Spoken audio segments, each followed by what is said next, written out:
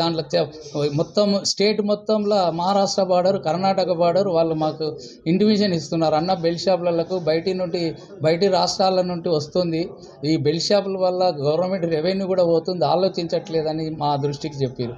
మేము కూడా చెప్పడం జరిగింది, కమిషనర్ గారికి చెప్పడం, మినిస్టర్ గారు ఇప్పుడైనా ఆలోచించి ఇలాంటి బెల్ట్ షాపులు హైదరాబాదులో గల్లీకి విచ్చలు విడికుండా మీరు ఎంక్వైరీ చేయండి. ఇప్పుడు మేము ఈ సిఐల గురించి తప్పుగా చెప్పట్లేదు, వీళ్ళ గురించి ఎంక్వైరీ చేయండి. నిజమా అబద్ధమా, వీళ్ళు ఎలాంటి అరాచకాలు చేస్తారు.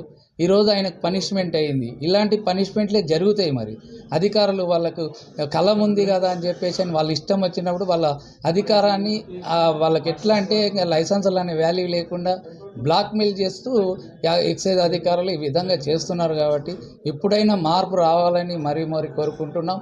దయచేసి ప్రభుత్వం ఇలాంటి దాన్ని అరికట్టాలి. మరి విచ్చలవిడిగా అయిపోయింది, ఇది లేకుండా అయిపోయింది. కాబట్టి సభాముఖ్యంగా చెప్పడం జరుగుతుంది.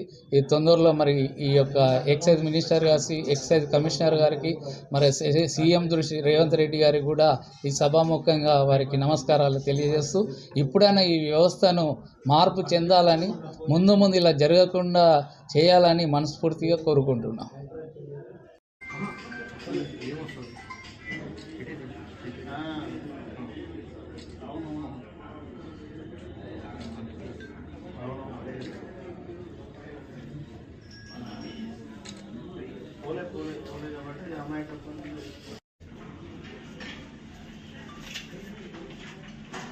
బంగారం